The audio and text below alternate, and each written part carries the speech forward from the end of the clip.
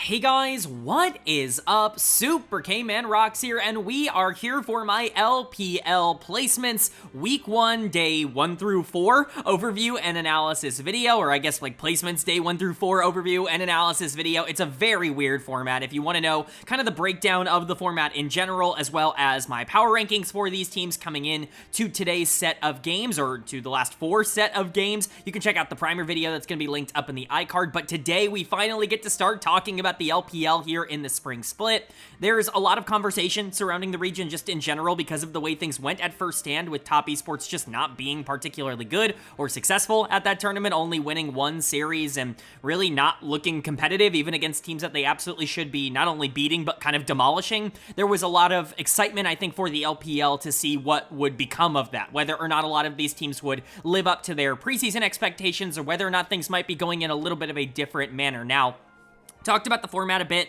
in the primer video, obviously kind of talked about how I would be covering this. We're going to be covering this in increments, at least for this first placement stage, this group stage, if you will. We're going to be covering the first 4 days today, and then once the second 4 days are done, we'll be covering that in a separate video. The play-ins themselves will all be in different videos, and then we get into Group Ascend and Group Nirvana, of course, as per usual. But for now, this is going to be a little bit different and maybe not quite as, intricate as maybe we're used to seeing on this channel when it comes to the weekly overviews. We'll talk about the actual graphics that we see up on the screen, but it didn't feel right to make 24 distinct graphics for best of ones, so it's definitely going to be a little bit different than normal in today's video. But if you are excited to hear me talk about a lot of these games, let me know down in the comment section below, and let me know what you think of the new format of this video. Again, it's such a short time period that we are covering in these early placements primers and these early placement overviews, and so this graphic structure isn't around for long, but it really felt like the best possible solution. Just let me know if there's any quality of life changes that you think might make it a little bit easier to read. But without further ado, let's jump right into it. If you are new here, what we are going to do is go game by game, talking about the advantages and the disadvantages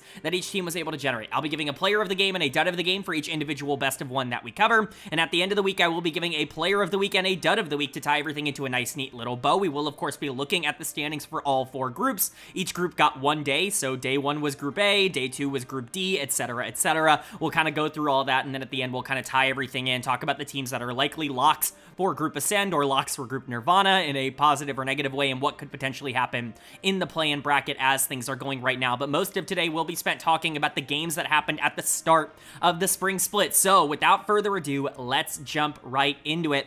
And we don't really need to preface it or waste any time. We can throw the graphic up on the screen now. This is basically what it's going to look like as we go throughout the 4 days. We're going to have all 6 games from each individual day listed on the screen at the same time. The color for each of these games is just denoted by the team that ended up winning, which you can also see bolded in terms of their letter code if you think that that's difficult. You have the most notable player in each game for each team on each side. So, we'll kind of use the top one as an example. Weibo Gaming versus Edward Gaming here. Breathe is colored in green because he's my player of the game, and he was the most notable player for Weibo for me. And then ZDZ is going to be colored in red because he was the most notable player in a bad way for EDG, and he is denoted as dud of the game. I hope this makes sense. Again, I would love for this to be a little bit more in-depth as a format, but just best of ones and having 24 across 4 days, it was difficult because we didn't want to do a specific graphic for every single one of these. We're still going to go in-depth on all of these games. We're going to talk about it, but this is just how the graphics will work for the first 2 videos of Spring Split. Again, if there's anything that could be a little bit more clear in terms of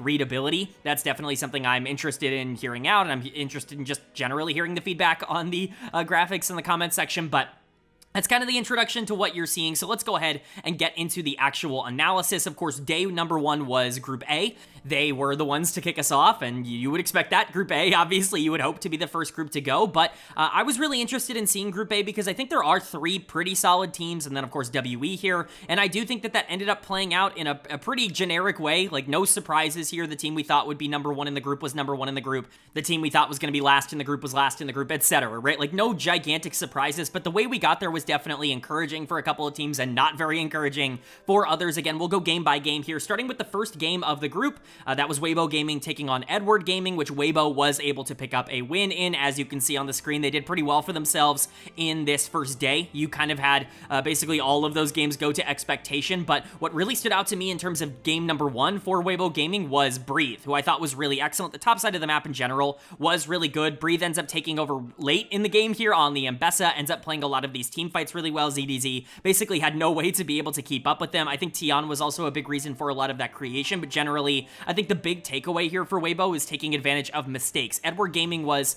fine, I guess. Like, all things considered, they were solid enough in this best of one, but they certainly were not consistent. They certainly didn't feel like they had, like, everything on lock macro-wise. They were in a couple of decent positions. They just kind of were playing as less than the sum of their parts, and I think generally that's how I feel about Edward Gaming just across this entire day, is this team feels like less than the sum of their parts. And while I'm not going to jump to conclusions, I'm not going to panic too much about Edward Gaming in that regard, because I do think this is a relatively difficult group for them. They got a tough game number one against Weibo, who is a better team, a team that I expected to do better. They need to be able to close out decent positions better than they did in this game. I think that there were some concerns in terms of positioning, not only from ZDZ, who you can see is going to get my dead of the game, because I do think there was a pretty big top gap here, and we'll get to Breathe in just a second, but I think players like On didn't play particularly well. We talked about potentially On needing more time to get used to playing at the LPL level again, because he didn't play in the winter split. He didn't really get a chance to ramp up with the rest of this team as they started the year, and so, you know, we were expecting and hoping to see him be an upgrade here in the bot lane, but at least in game number one, there are definitely still question marks about it. I'm not super sold on someone like Angel being given a primary carry opportunity on something like Jace in a game like this. Overall, it just felt like the mid-game collapsed for Edward Gaming, and they need to be able to play better than that if they are going to be able to hold up against a lot of the other teams in this group. But for Weibo, this is kind of what you wanted to see. Specifically, it's Breathe popping off. At least in my opinion, it's Breathe popping off. I do think player of the game is pretty up in the air between Breathe and Tian. It absolutely should be one of those two. The top side of the map was definitely the strength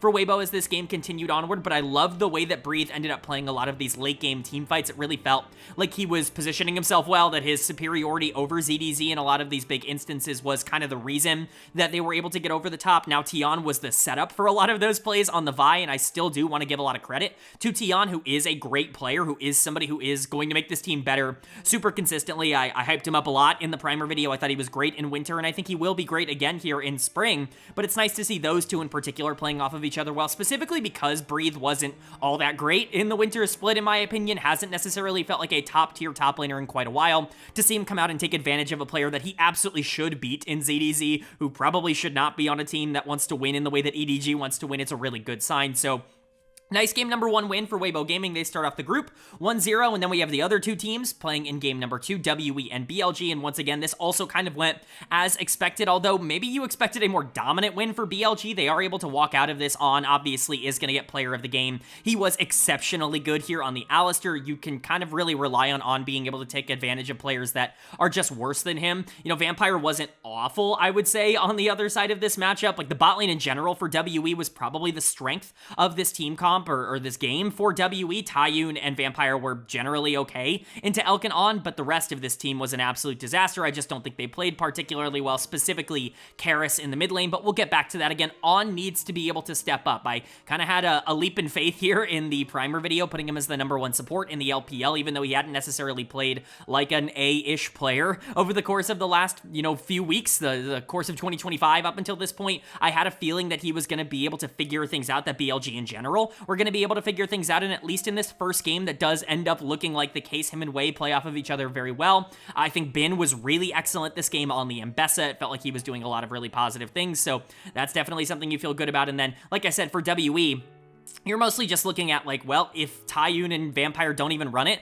like, even if they're playing fine and they're doing okay, they're still getting outclassed by Elkin on the other side, which is no surprise. But even if they're kind of in an okay position to be able to play the game, the rest of this team is simply just so bad that even in a spot where you are picking up kills every once in a while because you have so much setup and your engage is actually really strong, you just don't have the skill to be able to capitalize on any of those game situations. Like I said, Karis is going to get my dead of the game. I'm all out on Karis. He was okay at times in winter. There were times where he was the best player on WE, but that's more of an indictment on WE, in my opinion, than it is a positive for Karis. I just don't think this guy is good, and he was not particularly good in this game. I think you can point to quite a few of the players on the team that weren't particularly good here. Monkey, I think, was not impressive in his WE debut in 2025. We need to see more out of him, and obviously we'll talk more about WE as we go throughout the rest of this day, but it's nice to see BLG picking up a win, even if I expected it to be a bit more outwardly dominant than maybe it was. WE at least put up a fight. And then for WE, they have to go back to back as they now take on Edward Gaming in the third game of the day, and they once again get absolutely obliterated, except I would argue that it's even worse for them this time around. There is a mega jungle gap in game number 3 here as Zhao Hao just completely pops off I'm a big fan of Xiaohao. I've talked about it so much on this channel over the past, I want to say like 3 years at this point. I really do believe that in the right circumstance, he can be a top 2 or a top 3 jungler in the LPL. He can be on the same level as somebody like a Shun for JDG. I really don't think they're all that different in terms of the way that they like to play the game. Xiaohao might even be better on facilitators, but when he is given the opportunity to just completely jungle gap his opposition, he does end up doing that, and he did look very good here in this game. A lot of that was Monkey just completely running it on WE because he was awful. You know, there was a we talked about it in the offseason. We were hopeful that Monkey was going to be able to turn some of those feast or famine moments into more feast moments for WE, because he was going to kind of have to be a primary playmaker for this team with the lack of talent elsewhere. It just did not happen in this game, and Xiaohao took very big advantage of it. I think the rest of the team also looked a lot more complete. I'm still waiting for everybody on this team to look good. I think ZDZ played much better here than he did against Weibo Gaming, but On and Wink still feel a bit disconnected. Again, it's day number 1 of the new split. He just got added to the new team. I don't want to, you know, try and expect him to be perfect from day number 1, but it is something worth pointing out. And Angel continues to just kind of be fine, even with Karis looking abysmal on the other side of this matchup. So again, we'll get into that as we continue to go further along the week for EDG, but at least for now, Xiaohao looking like the primary option, like he should be on this team, at least until On can get into form. And then for WE, everybody just kind of going wrong, specifically jungle, mid, and AD carry just looking awful here. Vampire had a couple of moments where it was like, you know, that was an interesting engage. I don't think everything looked awful for him. You know, Cube ends up pulling out the quirky top to try and counter Gnar in the laning phase, and it kind of works, like it kind of doesn't. He wasn't the problem in this game. I'm certainly not blaming Cube or Vampire for this. This was Monkey, this was Karis, and this was Taiyun just kind of completely running it down for WE, and that's just not a great look for them. Again, you need Karis and Taiyun to be even remotely like below average. Like if they can be below average, I think that there is a way where this team could be something other than the worst team in the LPL, but if they're going to be as bad as they have been for basically their entire careers, it's just difficult to imagine a world where they're ever going to be able to win a game. And if Monkey in particular is also going to be on that train where he's getting completely jungle gapped by a player like Xiaohao, not that that's the worst thing in the world, again, I like Xiaohao, but if Monkey's just going to get completely jungle gapped in a game like this, it's really difficult to project WE as anything other than the worst team in the league. It feels like they downgraded in the jungle in the middle of the season here. We'll see what they want to do, but it's just not looking good. We didn't expect it to look good, but it's probably even worse than maybe we anticipated in a situation like this. And then we got kind of the matchup of the group. In my opinion, the top 2 teams in the group, and as you can see in terms of the results, the 2 teams that, you know, performed the best here on day number 1, Bilibili Gaming taking on Weibo Gaming, and BLG is going to pick up the win here. The stats might make it look like this was a dominant game. This was a very interesting game to watch because BLG got away with so much.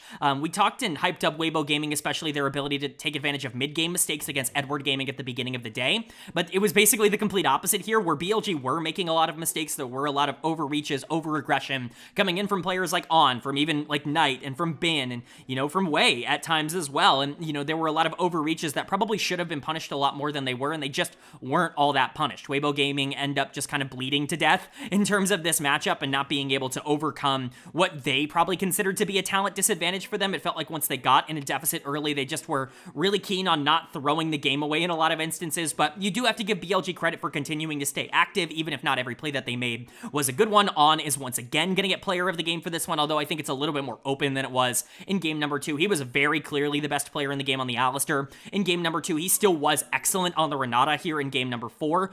There's really not a lot of negatives to give him, but I do think you can look at players like Bin on the Rumble, once again, who played really well. You can look at Wei on the Xin Zhao, who I think had a really excellent game, and I think the most encouraging thing for me when it came to BLG on day number 1 in general, and we'll talk about this a bit more when we get to the final game of the day, is On and Wei seem to have come to some sort of conclusion on how to play a lot of these mid games out. It's certainly not perfect, but Wei is playing a lot more aggressive, and that kind of what I said needed to happen in the primer video. It's kind of what I was alluding to in terms of what BLG needed to do, what direction they needed to go in. I think the slow pace style of Wei only works for so long, and I think it's clear that On, and specifically like On and Elk, are not going to play that style in the bot lane, and so just speed Wei up. Let this team be super aggressive. Let them do what they did really well last year, even if it means that Wei has to play a little bit out of style, and that's kind of how it worked here on the Xin Zhao in game number 4. So credit to BLG, again, a pretty complete performance from them. And then for Weibo Gaming on the other side, I just wish they did more. Like I said, I'm not entirely sure that all of the players in this game like played bad or anything. I don't think mechanically speaking, it felt like they were entirely outclassed. They definitely were the weaker of the 2 teams in laning phase, and that's why they got at a disadvantage, but they just stopped trying to make plays in the mid game. And if they were punishing a lot of these greedy exchanges a little bit more, I do think that there was a way back into this game for them. They just didn't even really try. They kind of rolled over and died the moment that they started losing in this game, and that was pretty disappointing. Hong is going to get dud of the game for me in that regard. I just wasn't really impressed with the way he ended up playing the Nautilus, because he is the one that kind of needs to be a primary playmaker here. I think you can look at Xiaohu in the mid lane. I think you can look at Tian in the jungle as well, as players that probably needed to just be a bit more aggressive in the mid game to try and capitalize on this bad situation, but nobody was expecting Weibo to beat Billy. This is a team that is clearly worse than BLG, even with BLG still going through their mid game struggles. Weibo is just not the kind of team that, I think even goes into these games expecting to win. We've always known Tian struggles against junglers and teams that are really, really good, and that's kind of what we saw here. So just a little bit of a boring performance from Weibo and another win for BLG, but Weibo does get their bounce back in game number 5 by picking up an absolutely dominant win over WE. Not really much to say about this performance. We'll talk about Breathe, who I think looked awesome on day number 1 here, again, really with the exception of the BLG game, and even then he wasn't completely outclassed in that one, but he was really good against Edward Gaming. It felt like his team fighting was super secure in that first game of the day, and then he just absolutely decimated the entirety of WE. That Mbessa was actually unstoppable for basically all of this game. If Breathe is going to perform like this super regularly, like if he's going to be a player that comes out and is actually like dominating a lot of these games, then we're probably going to see him get, raised back up to being a top 2 or a top 3 top laner. Again, he can inconsistently be in that conversation. The question is not whether or not Breathe has this in him, because we know he has this in him. We know he's good enough to be able to push advantages at a really high level, but is he going to be able to do it consistently? Right now, it looks pretty good on day number 1. We'll have to see what happens on day 5, and obviously going forward, assuming this team does end up making Group Ascend, which they're on pace to do, going 2-1 here today, but Breathe was excellent. I think when you're talking about the rest of Weibo Gaming, though, it's pretty easy to kind of talk about how this game went. They got a gigantic lead early, and WE just didn't do anything from behind. They actually played worse. The later this game ended up going, they started forcing really bad plays, and Weibo Gaming had a pretty easy time just being able to close it out. Breathe was really the main player, I think, to pop out in terms of individual, 1v1 skills and just being able to outplay the opponents, but everybody on the team looked good. This was a dominating victory for Weibo Gaming, and WE just sucks. This is the worst team in the LPL, and it's not particularly close. There are a lot of people out there that are going to make some arguments for a couple of players, but it's just really difficult for me to look at anybody on this team and see any sort of potential with the way that they're playing right now. Vampire's going to get dead of the game here for the 5th game. It doesn't have to go to Vampire. This could go to basically anybody. I just was so frustrated with the kinds of engages that he was looking for on Poppy by the end of this game. Vampire is a player that can at times be creative. He's got a little bit of Crisp in him. You can tell he's at least a little bit inspired by Crisp as a player because he wants to look for a lot of these creative engage angles. The problem for Vampire is he just does not have the understanding of when or how to do that. It's clear that he is a playmaker at heart and he wants to be a playmaker for this team, but I mean, man, a lot of those engages on the Poppy were just abysmal, horribly timed, horribly executed, just awful plays, bottom 1 support type of plays, and he's just got to be better than that. That's not to say that everything else was, good for WE. That's not what I'm trying to say. Monkey continues to look really awful. He got completely out-jungled by Tion here. Karis was horrible across this whole week. Taiyun is not an LPL caliber player. Neither is Karis, but Taiyun in particular is not an LPL caliber player. Cube, I guess, generally was fine, was certainly the most consistent performer on WE throughout this week, but Cube also got completely destroyed by Breathe in the 1v1 on the top side with a lot of resources. So what are you going to do here? WE sucks. They're the worst team in the LPL, and Weibo Gaming did not have trouble being able to take them down and kind of obliterate them in that 5th and final game for them, at least here on day number 1. And then finally, you've got the 6th game of the day, which was Edward Gaming and BLG to kind of cap things off, and once again, BLG just kind of staying super consistent in terms of how they're winning, which is we're winning. We're not looking perfect. We have flaws, and it's not the cleanest win of all time, but we're winning. And maybe you would want these games to be cleaner, but at the end of the day, the W is all you're kind of looking for at this stage. You can continue to get better as these games go along. Edward Gaming is not a horrible team, and they didn't really play all that bad here in this game. I actually think you can point to basically everybody on the team and say, you did what you were supposed to do. It's just that BLG also showed up. Maybe they weren't clean. Maybe Ana was a little too far forward. Maybe there were some engages coming out from Wei that were not entirely on point. Maybe there were times where Knight was a little bit over-eager on the Akali, but at the end of the day, they were able to pick up the win because they are able to generate leads so consistently.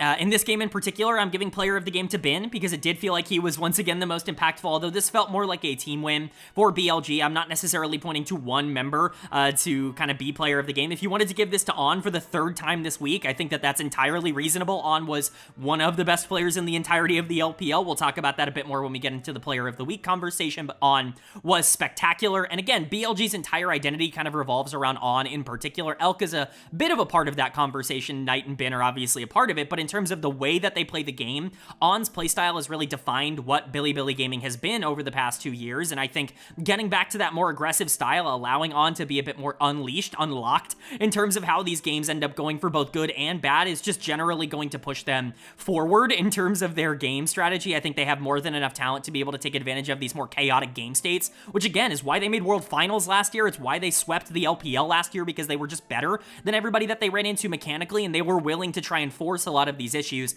It's nice to see them get back to that, but Bin was really excellent on the Gnar. I do think you can point out Elk on the Varus for looking good. He was another player that I thought I didn't really talk about all that much because he was more a part of the general vibe here in week number 1, but he was pretty solid. And then for Edward Gaming on the other side, again, I don't think they played all that bad. Like, the Nocturne Tilia was generally a fine draft concept. I think you can look at someone like ZDZ actually having a pretty good game on the Aatrox and feel okay about that. The problem is they just didn't have the firepower to be able to beat Billy Gaming. So what? That's kind of what we expected. Wink's gonna get done of the game, but I don't even think Wink played all that bad. He kind of just did his job on the Leona, and then they got into a state where the engages just meant that he was gonna die first in a lot of these situations. Like, I'm not even really blaming Wink for this. I think On was fine. I certainly think Angel was fine. Like I said, I thought ZDZ had a good game. Xiao Hao was generally fine on the Nocturne. I'm not really all that mad about Edward Gaming. I think the takeaway for them throughout this week number 1 is they are kind of who we were expecting. Maybe they're a little bit underwhelming in terms of how they performed against, like, actual good teams, because they kind of should have been more in that game against Weibo at the start of the week than they actually were. But 3rd place is where we thought this team was going to be, and if On can continue to get better throughout the rest of this split, if he can kind of come along more and feel a lot more comfortable, then I do think that there is a world where this team walks out of the play-in tournament in Group Ascent and can actually compete for a playoff spot going from there. But BLG is very clearly the best team in this group, even with their flaws, even with their greed and their overreaches. Like, they still were so much better than everybody else that they played against, and there were some pretty decent teams in this group. So I'm feeling pretty good about BLG. Obviously, I want to see them continue to level up. That number 1 ranking that I had for them in my primer video going into spring is mostly off the back of them, like, really cleaning up a lot of these mid-game mistakes, and that wasn't necessarily the case on day number 1. But at the end of the day, BLG walking out of this first day clearly the number 1 group, or the number 1 team in the group, is a good sign. Weibo Gaming clearly walking out as the number 2 team, being way better than EDG and WE, is good, and then WE being the worst team in the LPL, that's also expected. But then moving on now to day number 2, and day 2 was Group D. We're kind of going a bit out of order. I would have assumed they went A, B, C, D. Apparently they don't want to do that. They want to go to Group D here on day number 2, and who am I to stop them? Because it was a pretty interesting day, certainly with some results that we weren't expecting. For the most part, things, were at least in the brackets that we were expecting. The top 2 teams very much look like the top 2 teams, and the bottom 2 teams look like the bottom 2 teams, but it is definitely not in the order that I anticipated in my primer. So we can go through game by game, talking about where things went right or where things went wrong for a majority of these teams, because I do think that there is an interesting conversation to be had here about multiple of these teams, starting of course with the first game. This one expected. Invictus Gaming is going to be able to take down LGD. I'm not a fan of the LGD roster. I certainly don't think their floor is particularly high. I think that there is a chance that they are just bad. However, Invictus coming out and actually just looking super complete in game number 1 is really solid. I think the big concern for IG was just how incomplete they felt in the winter split, where they would have moments and players like, Jeje would come out and play really well, or you would have a game or two where the Shy came out and looked really good, or Gala would be okay for a game or two, but nothing felt like super consistent other than Jeje. Like, Rookie was not particularly good in the winter split. Mako was not particularly good in the winter split. Even Gala, for the most part, was not particularly good in the winter split, so it's nice to see them be able to come out in this first game and just kind of have a complete start-to-finish victory. Now, part of that is taking advantage of the Udyr Seraphine draft on the other side of this. I think that's cooking a bit too much for me. I don't think Udyr is particularly good in the meta right now. His damage is just unbelievably low, and if you're going to be drafting him for split push, you should probably draft somebody else. But at the end of the day, they still were able to take advantage of it, but top lane was definitely in favor of IG. The Shy is going to get player of the game here with their first game of the spring split. They need the Shy to be the Shy. They don't need him to be like the version that we had seen on Weibo Gaming for the past couple of years, and even the version that was on Invictus after 2020 or so.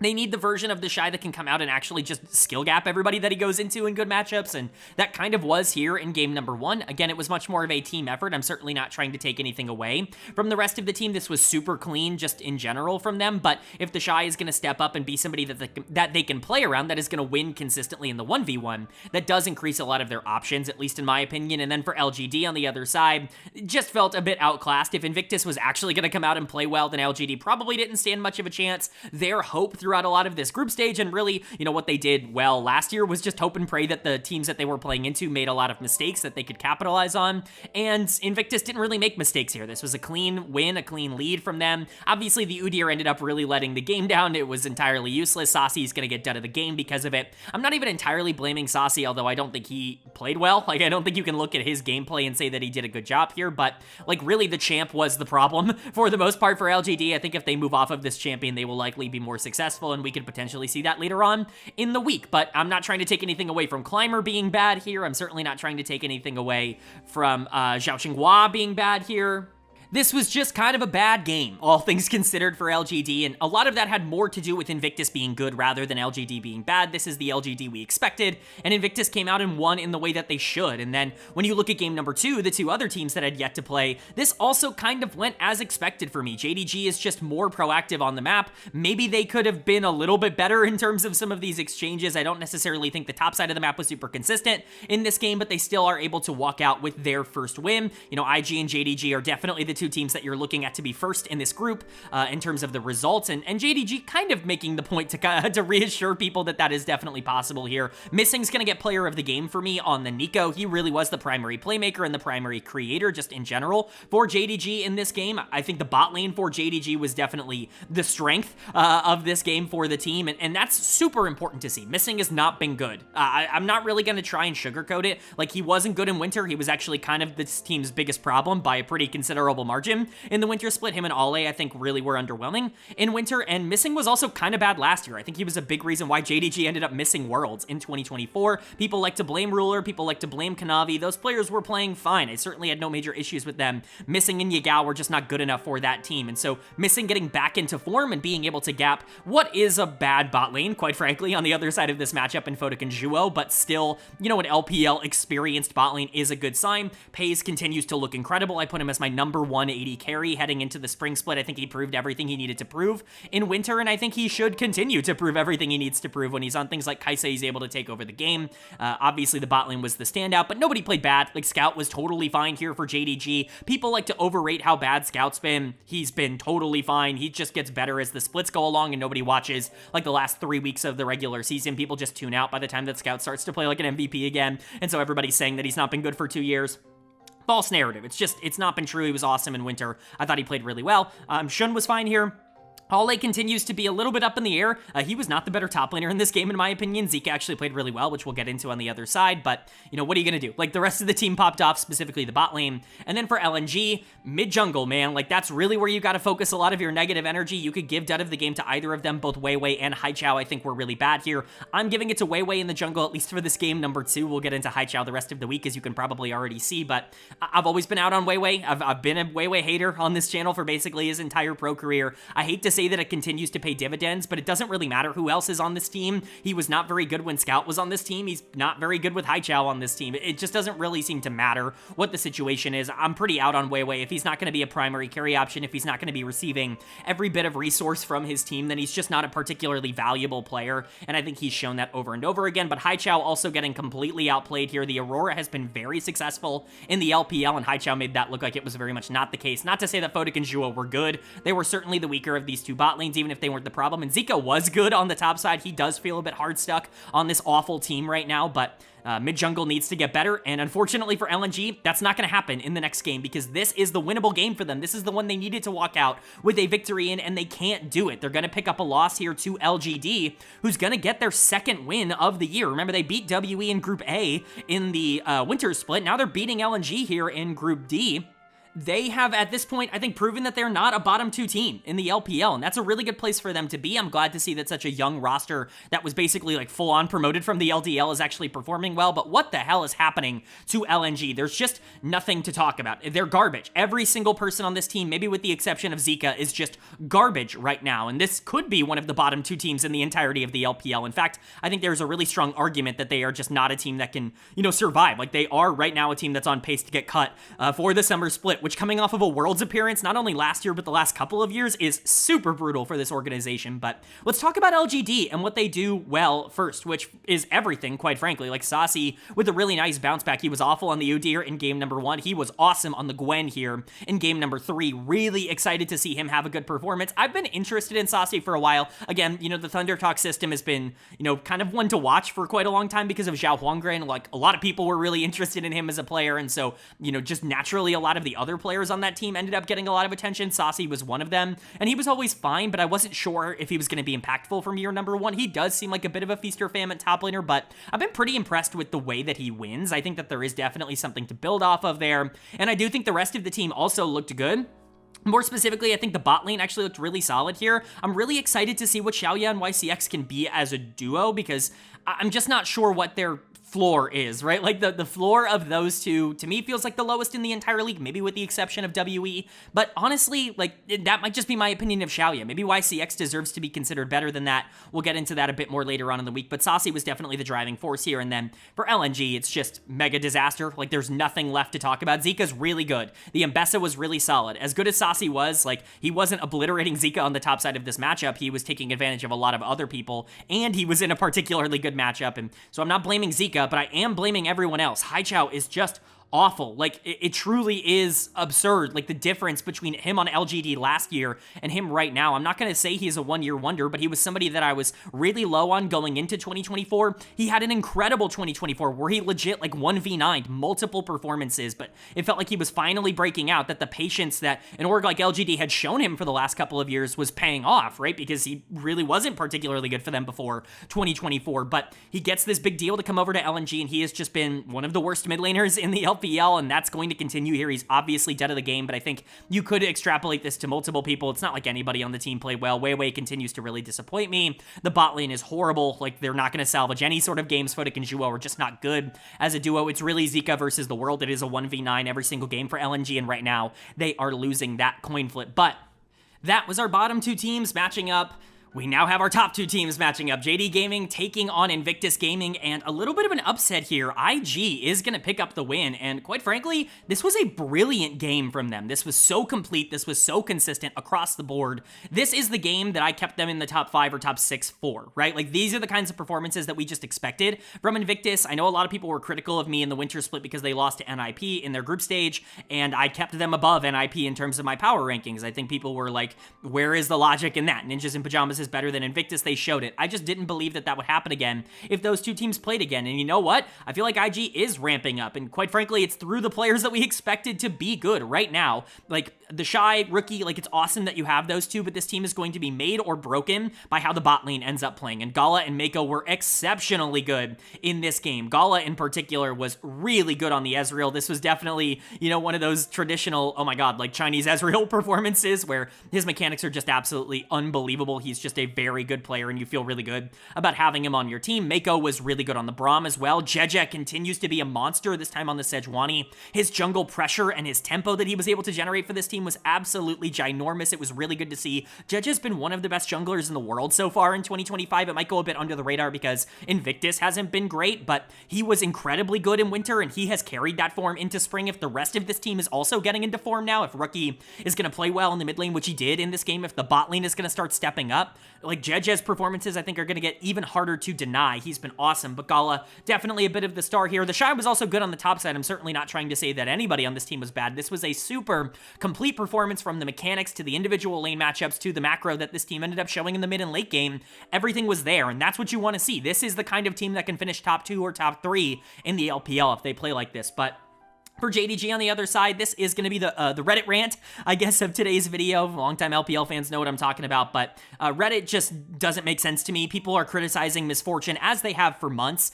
I don't understand how you can possibly criticize MF and say, bad champ, bad draft, draft diff, never win. Like, I get it. Nidalee plus Azir plus MF, like, there is a conflict of interest here. I certainly don't think the Azir is where this fits, but to me, that's the obvious problem. The problem is not the MF. The problem is the Azir. Reddit just, I talked about about this in First Stand. If you only watch the LPL content and didn't watch any of my First Stand content, then this might come as a bit of a surprise to you, but I'm a big fan of MF because I think the thing that she does really well in the game, she does really well right now. What people are expecting of her is to be this damage carry, is for some way, somehow, for her to be a primary option. She's not a primary option. She's not a champion that can go out and carry games from ahead, at least from an easy standpoint. Like, bullet times are still going to shred through people, but if you're drafting around MF being a number one option, then that's bad drafting. But MF as a champion that is super consistent in the mid game, that can generate leads on her own, and is generally going to scale pretty gracefully because the ult is always going to be useful regardless of how ahead or behind she is. She's really good in that role. It's the same thing I always talk about with something like Jhin, where Reddit loves to hate on these champions. They have like a hate boner for a lot of these champions that aren't primary carries in the AD carry role. These champs are so valuable, and MF's win rate is super good in the LPL. It was good at First Stand. It's somewhere, you know, if you average it out at least through the top 4 regions, it's definitely near 50%, and a lot of that is being dragged down by the LEC, who just can't play this champion. But when it's played at actual high levels, like here in the LPL, it's usually pretty good. You know, I think Paze was the problem, not MF in this game. And just generally speaking, I think that a lot of things, the Azir was the problem and not MF. I think the way Shun played this game on Nidalee was the problem and not the MF. I just think that Reddit armchair analysts don't really know what they're talking about in terms of being able to analyze this game. You know, Reddit just wants to blame draft. This was a gameplay diff, not a draft diff. I want to make that as clear as possible. Shun's going to get dead of the game. He was really bad on his signature Nidalee. You can't have a signature champion and play this poor on it. I don't care what the composition is. I don't think Scout was very good in this game on the Azir. Even missing, I think, really took a step back in this game on the Leona. We were really starting to hype him up after that performance against LNG. This was much, much worse. Overall, Ale continues to really make some mistakes on the top side. I've not been impressed with him so far. In 2025, his tape's not looked good. This was a gameplay diff for JDG and not a draft diff, and that's my opinion on it. I'm sure somebody in the comments is going to get mad at me, but MF is a good champion. They just played it poorly. It's the end of the story. And then, you know, IG looked great, so good for them, and they continue to look great as they go and demolish LNG now. That's 3 straight, super clean, super complete, across the board wins for Invictus Gaming. They have changed up their strategy, or at least their game plan from the winter split, and I think that's why things are working out a little bit better. Instead of playing for Rookie, which just wasn't working in winter because Rookie was playing really bad or really poor, they started playing for Gala and they started playing for Mako, and obviously that has very much started working out. Gala is popping off at the start of the spring split here. Hopefully he's going to be able to keep it up, but a very easy player of the game. Probably even easier than that game number 4 is this player of the game in game 5. It's just back-to-back great performances from a player that we talked about needing to break out. I talked about Gala and Mako kind of being the floor of this team because you don't really know what you're going to get on a game-to-game basis out of the Shy and Rookie, but having a bot lane that you feel very good about like this is just really positive, and I think generally them being better in the 2v2, them getting more resources in the early game, clearly making Mako a bit more comfortable. That's what you want to see. That's everything you could want to see out of these players and out of these teams. And then obviously Jejek continues to be awesome. I don't need to tell you that. I've already gone on the rant. You know, Rookie was really good this week as well. So was the Shy. Everybody on IG looked awesome here at the beginning of their spring split at the week number 1, I guess, of the placements here. But man, LNG is just a disaster, and it really is everything. I want to make it clear, they suck across the board. Even Zico wasn't immune to being bad in this game because he finally went up against another good top laner, but everything is just crumbling down for LNG. Haichao's going to get yet another dud of the game. You could have made the argument that he should have gotten it for all 3 games this week. That's how bad he was for LNG. This team is a disaster. Weiwei is not good. Haichao is awful, genuinely bottom 3, bottom 4 mid laner in terms of production and performance so far in 2025, which is the opposite of what he was last year. Vodik and Juo are a bottom 3, bottom 4, bottom 5-ish bot lane in the league. This was their worst game of the day. They got completely outplayed in the 2v2 by Gala and Mako and had no idea how to be able to absorb pressure on Varus Rakan, which is just super disappointing. LNG is just bad. Like I said, they're kind of on pace to be a bottom 2 team in the LPL right now,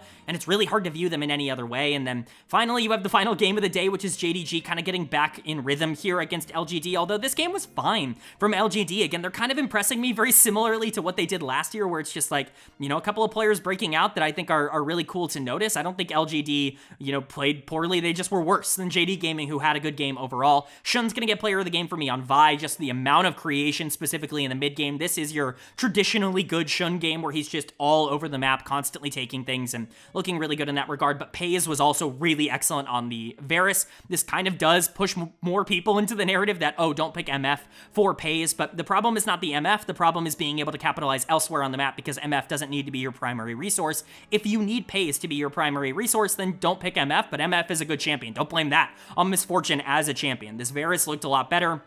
I think generally Scout looked better. Missing was fine in this game. You know, Ale was fine in this game on the Gwen, although, like I said, I'm still not particularly impressed with Ale in terms of the form that he's been in 2025, but Paze continues to look excellent. He's basically been good from day number one coming over here to JDG. It's nice to see that Shun's good games are very much still there, that he can still take over, and even if this team is not going to be number one in the group, at the current moment they're not, obviously, they're going to get another chance to be able to take down Invictus Gaming. If they tie in terms of tiebreakers, you know, I don't really know what the tiebreaker situation is there for first or second, but it shouldn't matter too much if both teams end up going up to Group Ascend. Right now, it feels like JDG is destined for that. And then for LGD on the other side, they're fine. Like, again, maybe too aggressive of a draft to try and play into JDG, but at least they tried to call their shot with the Draven. Xalia's just not good enough to be able to execute it. YCX is going to get my dead of the game. He's fine as a support, and Xalia's whatever. Like, they're both below average in terms of their roles. I think that there are some interesting pieces here. Climber, I think, is interesting. I think Saucy was really a standout for me here on day number 2 in a positive way. Zhao Qinghua, I think, is fine. Like, he has shown the ability to play at this level. This team is not bottom 2, which I think,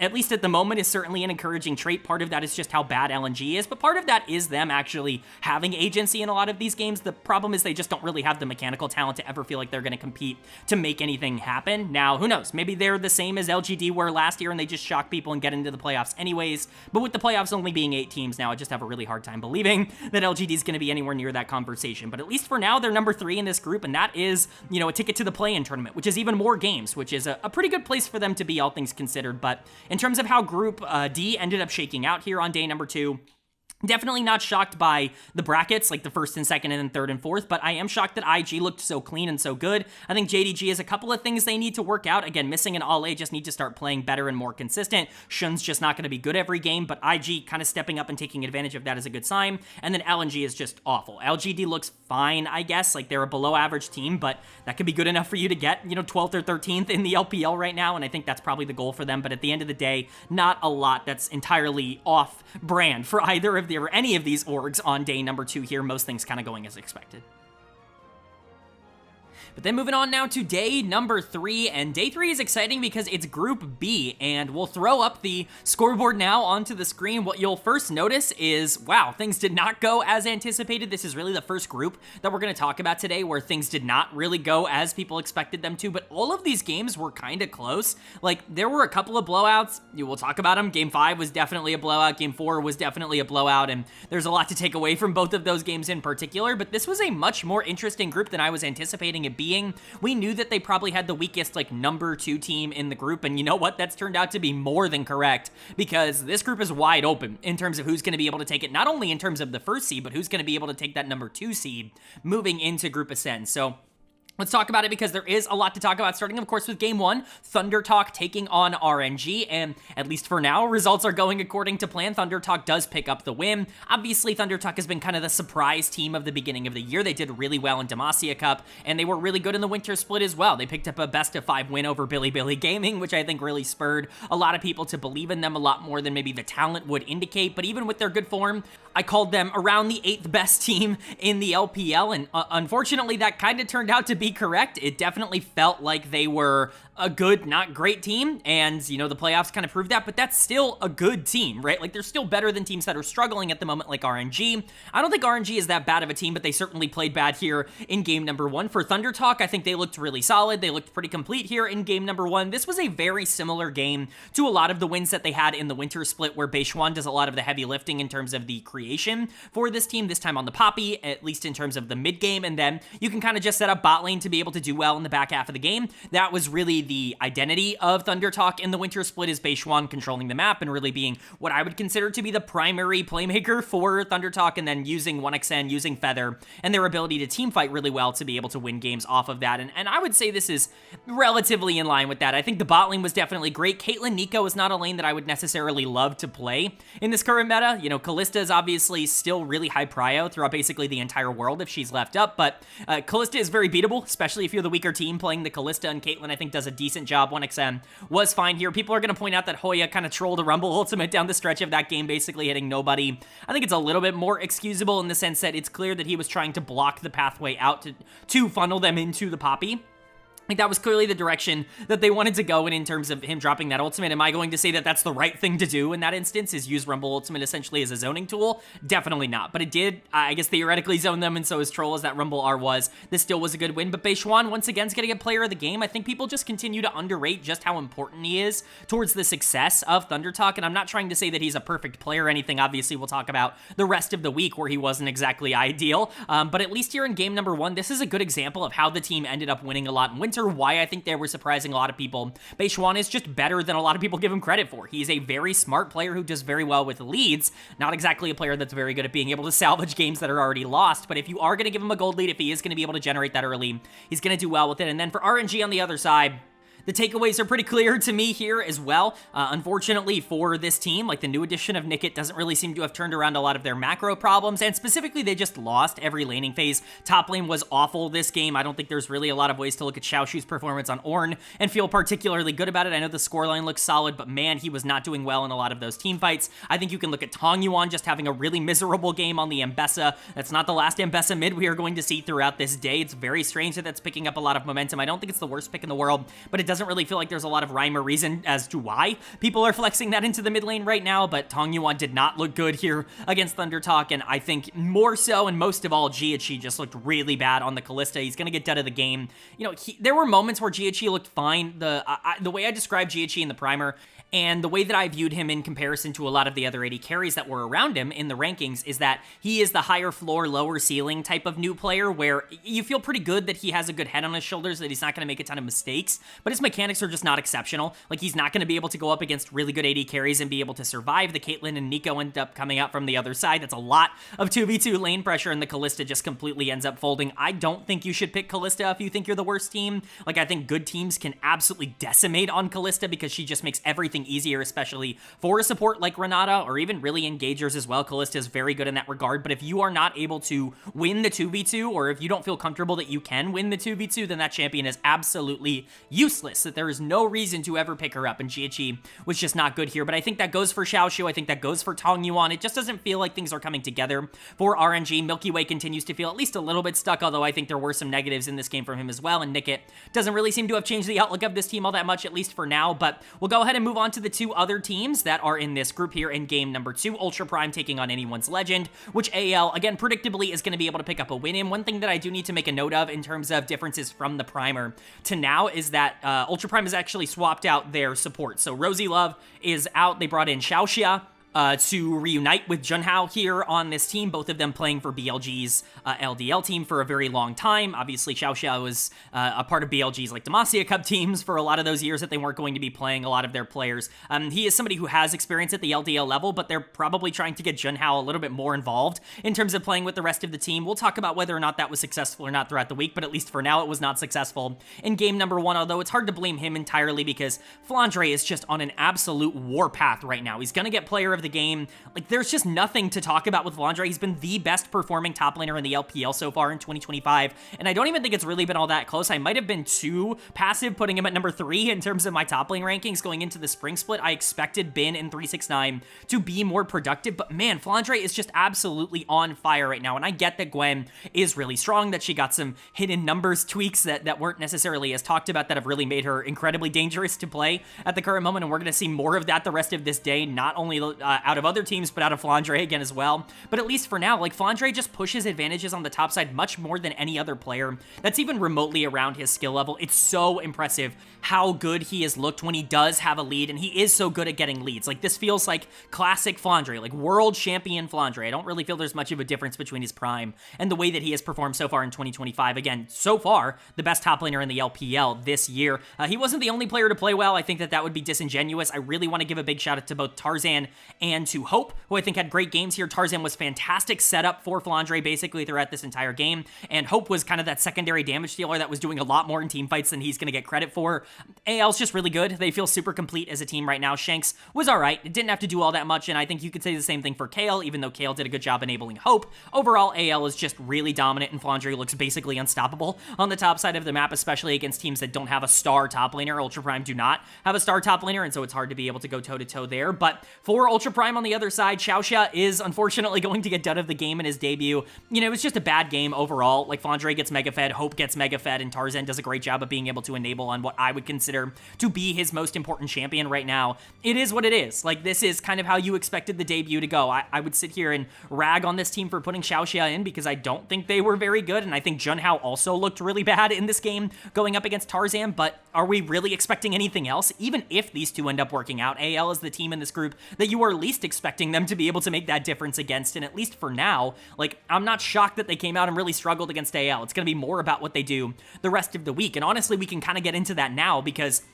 they play in the next game. It's RNG taking on Ultra Prime in game number 3, and you know what? Here's the turnaround. This is like the, oh, this is why you made that kind of decision moment, and as you can see on your screen, it's a pretty historic win here for Ultra Prime because this is the first ever Naafiri jungle pick in Pro Play. I believe that's in like every region, although it's definitely in every major region. I don't know if any minor region has played Naafiri jungle. I'm pretty sure when they threw up that graphic and when, you know, I saw that this was the first Naafiri jungle, that this is like the first Naafiri jungle in Pro Play, but you never really know, and Junhao, you know what, dominated the game on it. There's honestly nobody else to really talk about. He obliterated RNG playing Naafiri out of the jungle. They also were able to get the Gwen, which is really strong. The Varus has been very successful, but at the end of the day, like, everybody on Ultra Prime played well. They played around the dog. Like, Junhao is the easiest possible choice for player of the game in game number 3, and again, this is not the last time we're going to praise Junhao. The difference between game 2 and game 3 from him individually as a player is staggering. The Vi in game number 2 was pretty horrible, just was not able to keep up with Tarzan in terms of the pacing he was on in the early game, was not really making a lot of good plays,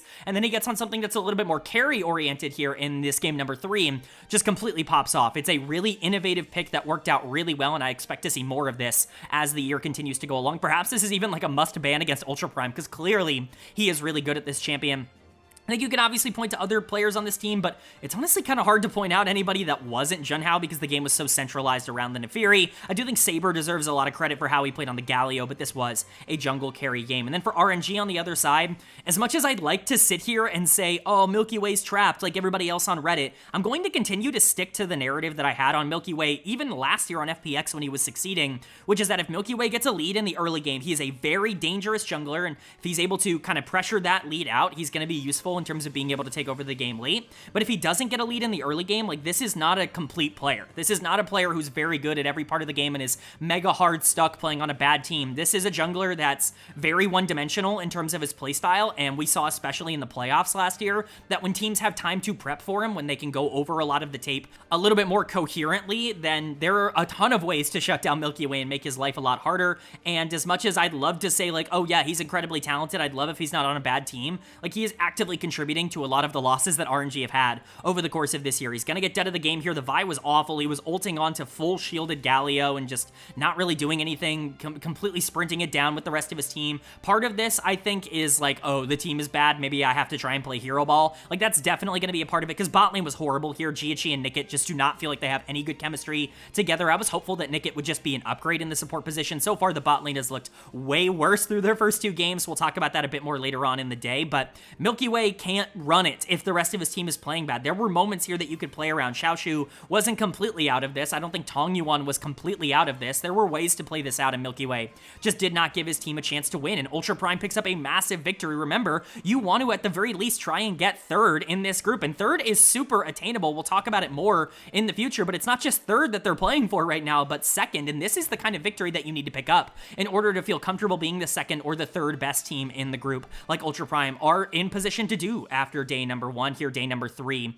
for the overall first week. But We can jump into game number 4. Game number 4, pretty much across the board, has been the one that most people are looking forward to, the top 2 teams, the teams that are expected to get out. And again, a predictable outcome. AL is just better than Thunder Talk. As much as I like Thunder Talk, and, you know, I'm excited that they did overperform a lot in the winter split, like, AL is one of the best teams in the LPL. They are a team that's going to compete to win the entirety of the LPL. They're coming off of a finals appearance, their first ever one in the history of this organization. There's no reason to believe that they're not going to be able to replicate that, and Flandre, once again, is popping off, is absolutely decimating people. It's absolutely unfair, and I get it. Like, Thunder Talk tried to, you know, mix things up a bit. They swapped the Akali into the top lane. They swapped the Mbessa into the mid lane for Satab because they're like, well, Gwen's better into Mbessa. She's better into tanks just generally. We'll put the Akali on the top side, and then we'll play the Galio a little bit more aggressive with, like, an AD, you know, Mbessa. So I get the idea behind that, but it still doesn't work. Flandre is simply too good, and Gwen is simply too strong right now to be able to get away with that. He is just on unbelievable pace, like genuinely best player in the league, MVP type of pace for Flandre throughout the year so far. Again, not the only player who played well. I think everybody dominated here for AL. Hope had a really good week just in general. I think you could say the same thing for Kale. I think that Tarzan looked awesome once again on Wukong, one of his better champions. You can talk about Shanks looking really good on the Galio, maybe being kind of the forgotten man a bit right now, but still being a really big positive. AL just being a really good team and kind of centering its strategy around playing through topside, which is really, really fun. I hate to say this because this is kind of a player that fell off a lot last year, but this reminds me a lot of Wayward on WE, like at the beginning of 2024 when this guy was just completely popping off against bad teams. Like, the way Flandre is winning is very similar, where he's just getting a lot of resources from his team that he wouldn't normally get in other situations and popping off with it. We'll see if he's going to be able to keep it up. I bet that he's going to be able to keep it up a lot more than Wayward was last year. And then for Thunder Talk, it's obviously a really disappointing loss, but once again, I think people don't watch any games in the LPL, or the people who comment on Reddit, or the people who comment on social media. I'm just not sure they understand what Thunder Talk is as a team, or I don't think they watched any of their wins in winter. They just kind of talk about this team by looking at the box score and the scoreboard, because I see a lot of people being like, man, 1xN and Feather are so good, but everybody else on this team is so trash, and they've been bad all year, and they've been carried by bot lane, and it's just, I don't know how you can possibly watch any of the games that Thunder Talk has played this year and say that bot lane has been the only good lane. I'm not trying to shit on 1xN or Feather. I think that they've been the second and third most important players on this team respectively, but to say that Beishuan's not super integral to when this team wins is absurd. To say that Hoya wasn't good in the winter split is absurd, and you know, unfortunately for Thunder Talk, the top side is kind of falling off, kind of getting back to normalcy right now, regardless of whether the bot lane is going to play fine. Beishuan's going to get dead of the game, got completely out jungled. Satab has been horrific here. There's really nothing else to say. Satab, even when this team was winning, was looking like a bottom tier mid laner, and that's continued. He feels like he is very out of his element trying to play on a team that actually does want to win here in the LPL, and then even with the bot lane playing fine, it's not like they're taking over. Like, Ash Braum, probably not the lane you should draft for a bot lane that is, you know, as good as 1xN and Feather are at the current moment. But if Hoya's going to take a major step back, if Beishuan in particular is going to take a major step back, that's going to hurt Thunder Talk's ability to win games. And Satab has never been particularly good. And so I am starting to get a bit concerned, but it is against the best team in the group. The problem is they follow that up immediately with a devastating loss to Ultra Prime, who look really good in game number 5, basically across the board. It's really interesting to watch the way that Ultra Prime has changed up their style now that they're playing with a different support. I'm not saying that Junhao has felt completely unlocked over the last 2 games, but Junhao has been way better against RNG and Thunder Talk than he was at any point in winter, and says definitely that he was against anyone's legend earlier on, even in the day. It's crazy the difference, but for me, player of the game in game number 5 here of the day basically has to go to Saber on the rise. I think Saber's kind of going under the radar for how good he's been. I don't think he's been exceptional, but I certainly think he's been a more than passable LPL mid laner, which you can't say about every single player in the world right now. Like, I think he's better than Satab. I think he's better than Tongyuan. Right now, Saber is, at least to me, clearly the second best mid laner in this group, and that feels absolutely absurd, but playing around Saber in the way that they did on the rise was really important. Making sure to shut down the Jace on the other side, the Korean Jace on the other side, was really important. Now, a lot of that credit should go to Junhao on the Lee Sin as well. Like I said, the difference in performance between Junhao against RNG and Junhao against Thunder Talk versus basically every other game that we've seen of Junhao is staggering. It is like gigantically different, but mid jungle was a huge positive for Ultra Prime in their 2 wins this week. Hopefully they're going to be able to keep that moving forward, because again, with 2 wins, we'll talk about it here as we get into the final game. They're currently tied for first place in this group. Obviously they lose the tiebreaker because of the team that they're tied with at the current moment, and you don't know what's going to happen then, you know, the second part of this round robin to get these teams qualified for Group Ascend and Group Nirvana. But for now, for Ultra Prime to even be in this position is a big plus for them, and I think a lot of it revolves around the middle of the map just getting better. Saber being really solid, and Junhao having a really good back half of the week. Jiang, Wacko, Xiaoxia, like, they're all good players. They're all definitely solid, but I really want to highlight the middle of the map here for Ultra Prime. And then for Thunder Talk, you know, I think they're crashing back down to earth. I think we're just kind of returning to normalcy, and I hate to say that, but the solo laners were just simply awful for them. Whoever you want to give dud of the game to, whether it's Hoya for not landing a single skill shot the entire game, or at least what felt like a single skill shot the entire game on the Gnar, or Satab just getting absolutely ganked over and over again, continuing to step up, not respecting anybody on the enemy team, and playing really garbage, not now, but like across this entire year and across all of last year as well. Whoever you want to blame more between Hoya and Satab is kind of up to you. I do feel a bit bad for the bot lane because they are definitely the best performing part of this team, but Beishuan wasn't even really all that bad in this game. Junhao definitely outpressured him in the early game on the Lee Sin as like an early game answer to the Nidalee, but it's the solo laners that lost this game for Thunder Talk, and that's why I say crashing back down to earth, not because I don't think there's talent on this team, not because I don't think they're going to be able to compete to be near top 8 or top 9, but because the weak links of this team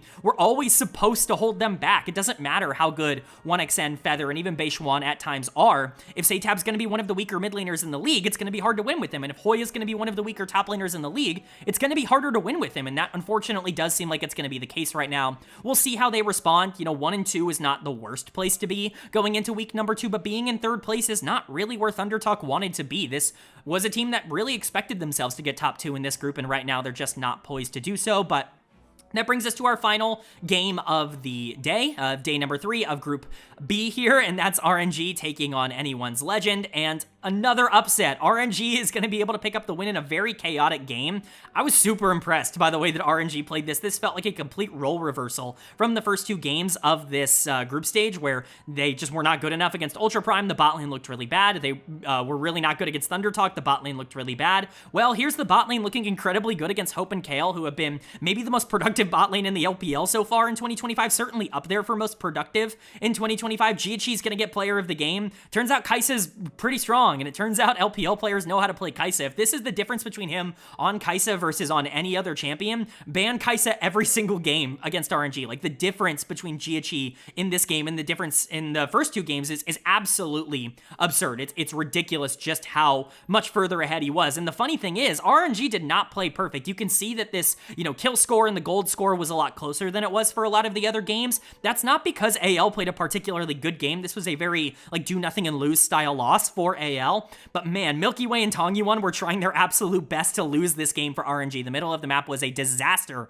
for RNG, and the bot lane was able to overcome that, which is even more impressive in my eyes, considering they were kind of the weak link of the team in the first couple of series. But you'll see on the side of AL, there's no AL player to talk about. Tongyuan is going to get dud of the game. Like, he actively was the most detrimental, I'll say, player in this game, and you don't see that in the box score. He went 9-3 and 15 on this Aurora, but I'm not sure he's ever played Aurora before, because man, he was leaving so much damage on the table. He was constantly in bad positions.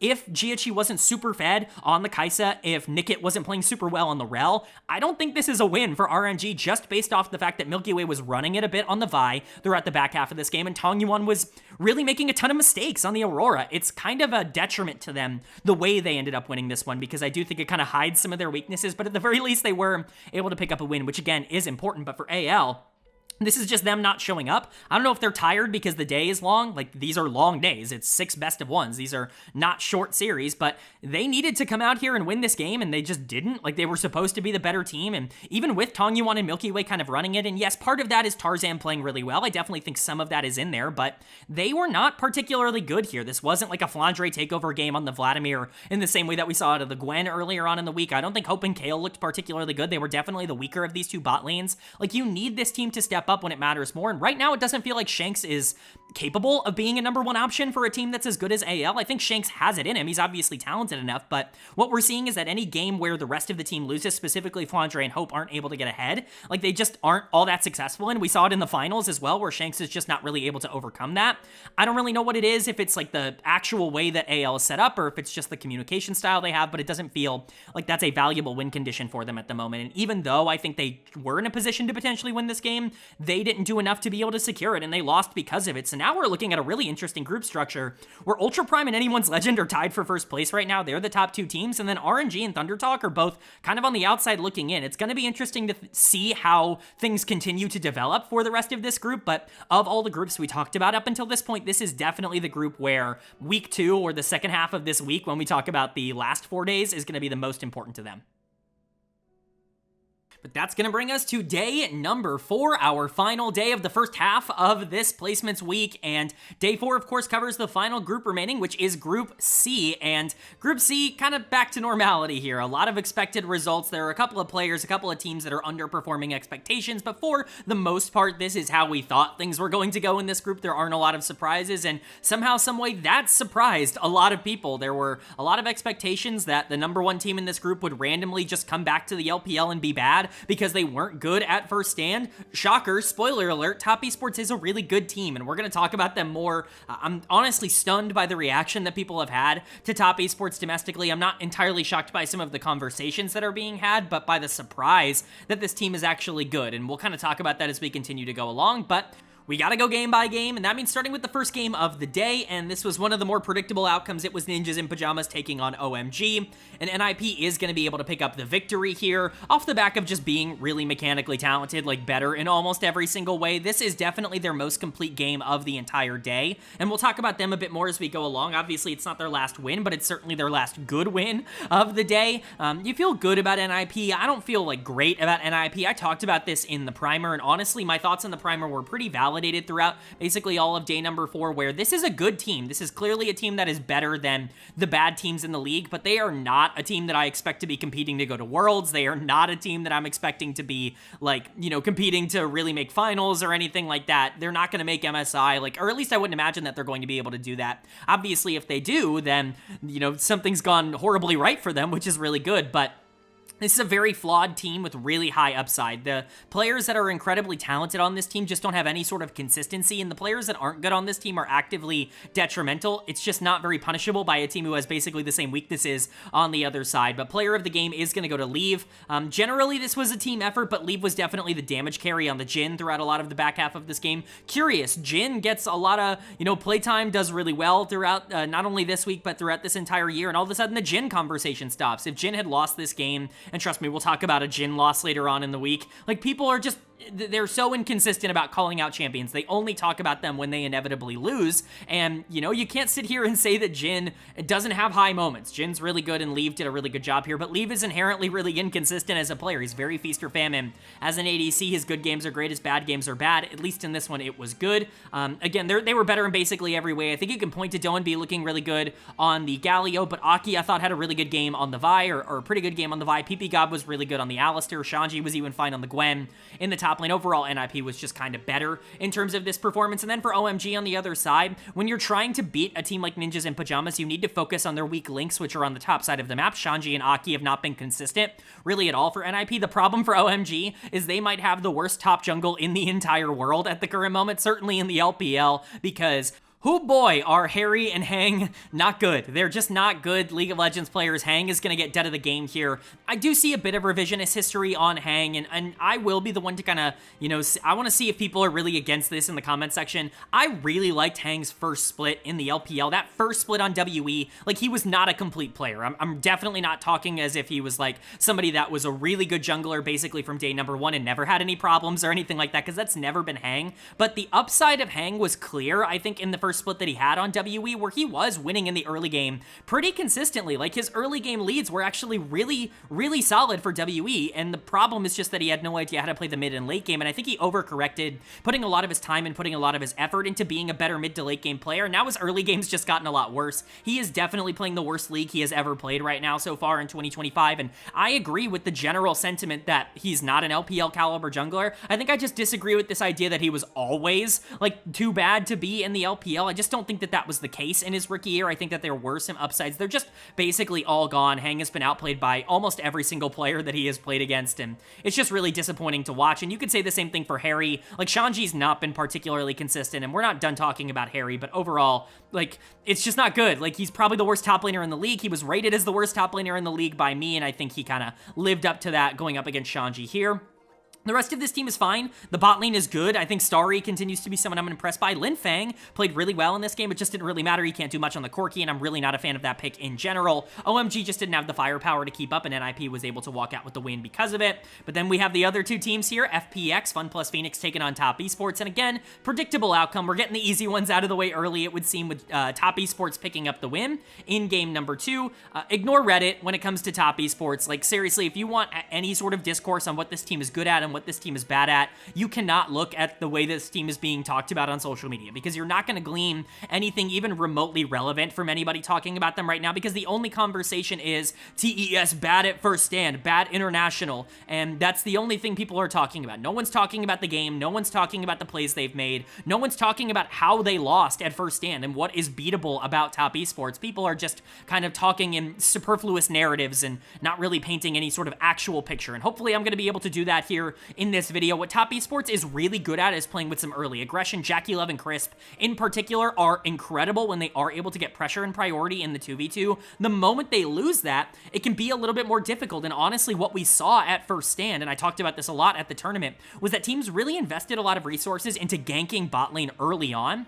Mostly because they were aware that Kanavi, as a jungler, is not the kind of player that's going to be covering for a lot of his lanes. He does like to win for himself. We talk about his early pathing being really good all the time, but that's because he's really good at generating resources for the jungle position. He's not very good at covering for his laners, which is why he's always been very good on teams with very good laners. And, you know, for Top Esports, if Jackie Love and Crisp do play too far forward without that cover from Kanavi, that's exploitable from a lot of teams. And you're not going to hear a lot of people talking about that because they just talk in narratives surrounding Top Esports. But when they do get leads, it's really easy to see how this team consistently ends up winning games. They are really good at playing with a lead. They really don't do anything bad in the mid game, and they strangle out resources from the teams that they play into. The problem is they're just not that good from behind. If they're able to generate resources consistently, this team would do well even internationally. The problem is that, you know, teams kind of exploited them and found that out and ended up just putting a lot of pressure onto Jackie Love and Crisp in the early game, and that really hurt them. Hopefully they're able to grow out of that, but this was another performance that's very in line with who Top Esports is. Jackie Love was player of the game, but basically you could give it to anybody. This entire team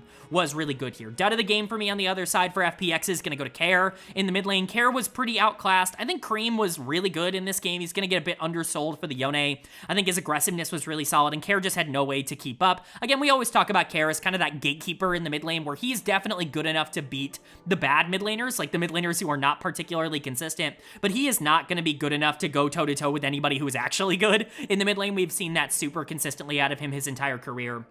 Outside of that, I think you can talk about Shadow also having a really bad game on the Maokai, just kind of getting completely outplayed by Kanavi in that tank versus tank matchup, that facilitator versus facilitator matchup. That did not go the way of Shadow. Shadow's not had a good 2025. It's been a very small sample size. I don't want to jump to any conclusions, but it's really not been great so far. And again, this result was expected. You're not shocked by this outcome. FPX was not as good as Top Esports. They couldn't get ahead of them in the early game, and that means that TES is just able to outpace them. That is the reality. But they're going to have a chance to get their revenge and their, you know, mojo back here in game 3, and they do by taking down OMG and kind of putting themselves in the spot to be number 3 in this group.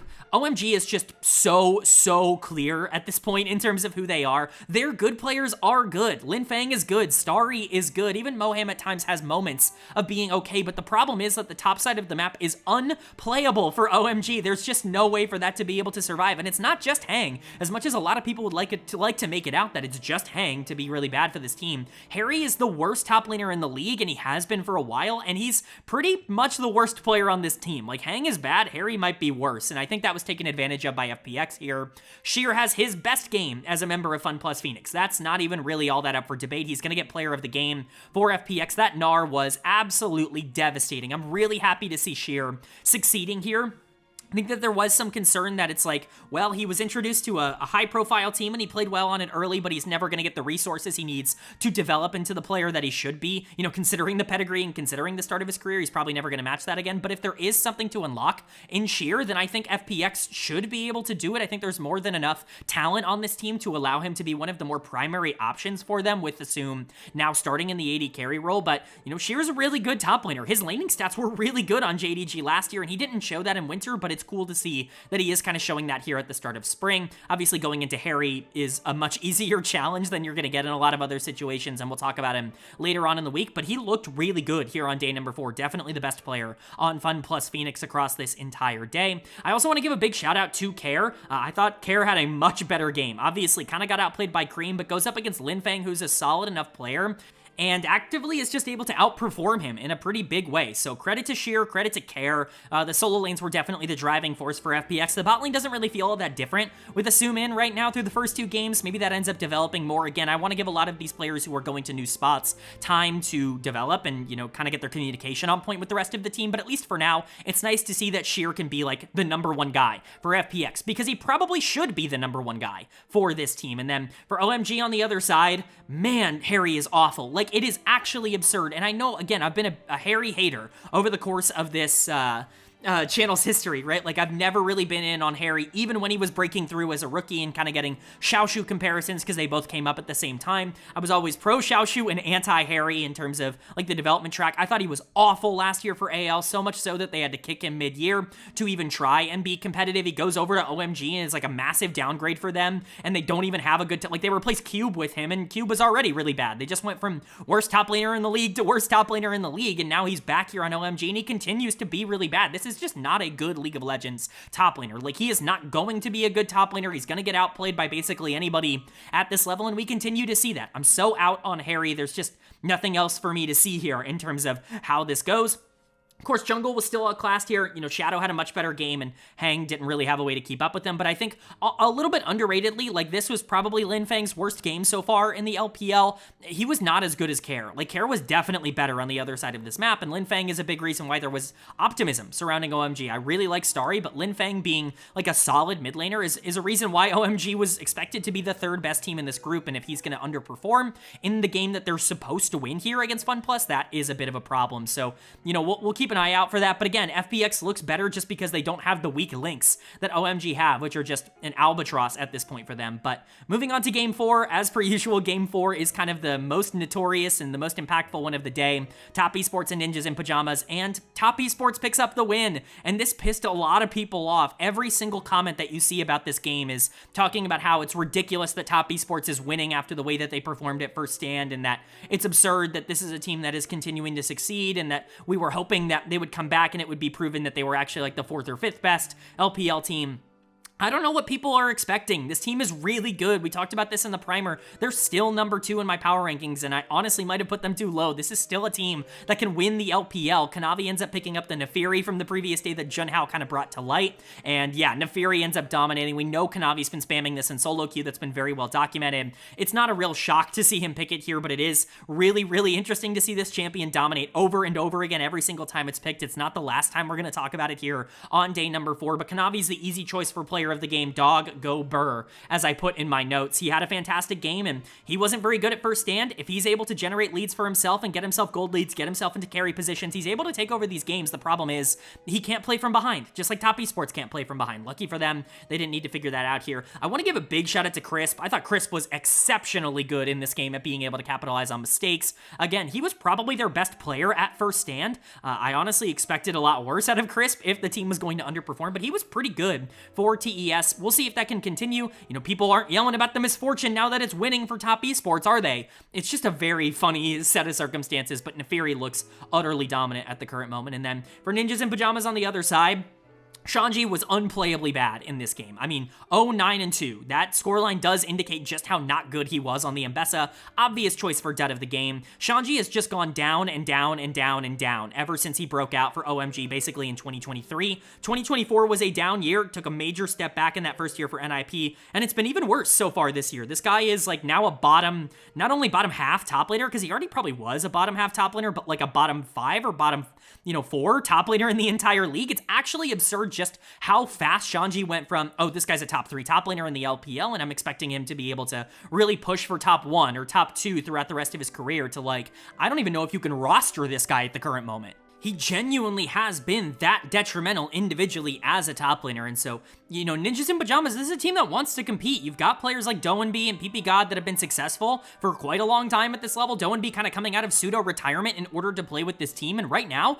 the top side feels like a problem. Aki was a major issue in winter and in 2024, and Shanji is a major issue right now. If they don't get those things together, it's pretty unplayable moving forward, at least in my opinion for NIP, at least when it comes to the top of the standings. Again, that's kind of what we're talking about. I do want to add, like, bot lane was not good in this game as much as I'd like to be like, oh, Shanji insta lost it, and, you know, Aki's not a good player. Like, Aki was probably the second best player on NIP on the team in this game, like, specifically in game number 4 here. Bot lane got completely rolled. Like, Jackie Love was way better than Leave. Leave did not perform nearly as good as he did in the first game of the day on Jhin, and I don't think PP God played all that well on the Rel either. If bot lane's going to lose and if top lane's going to lose, it doesn't really matter what kind of magic they can work macro-wise. They're not going to have the talent to be able to overcome that, and that to me is where NIP ends up lying. A team that has good macro, has good plans, but is ultimately going to fall to teams that are just individually better than them, but they're going to be able to beat the teams that they are better than, and that's what we see in that next matchup against Fun plus Phoenix, where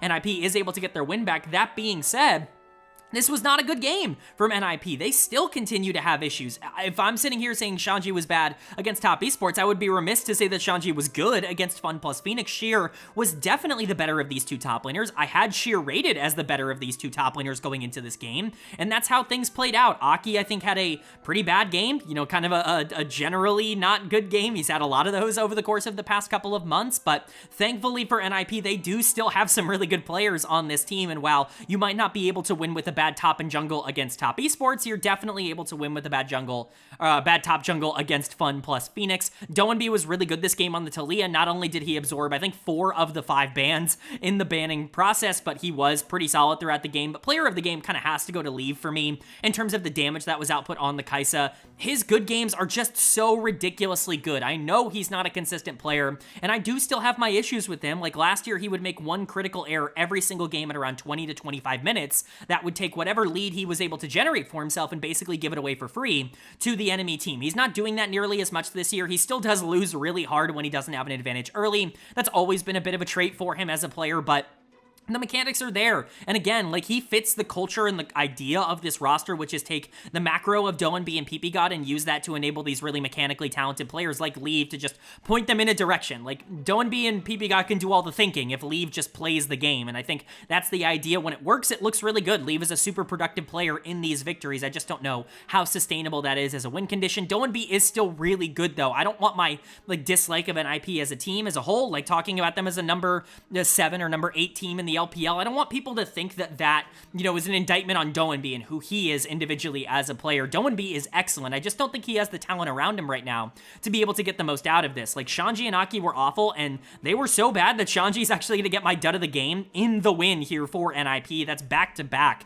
duds of the game for Shanji. Just not good, man. Like, he is just playing awful. Like, I'm serious. In current form, when you're talking about how he has been not only so far in 2025, but really how he was for a lot of 2024, like, that's not a startable player in the LPL. It's not even just like, oh, you're not getting what you paid for, you're not getting the player you thought you were signing. Like, this is not somebody who you can try and play, even if you're a bad team in the LPL. If he's going to play like this, he just continuously gets outclassed. Shanji needs to be better. Aki needs to be better. Right now, I feel like the best case scenario for NIP is that they're able to replace the 2 of these players with, you know, random free agents. There aren't a lot of free agents left, though. Maybe a player like Zika becomes available if LNG gets knocked out in the spring split. We'll see. But right now, NIP is way too good to have Shanji and Aki on the team, and they're winning regardless, but only against the bad teams. It really does limit their upside against actual good teams. And then for Fun Plus on the other side, they were meh, right? Like, you can't really sit here and, you know, freak out about this. I think top and jungle were actually pretty solid. Sheer continues to look really good.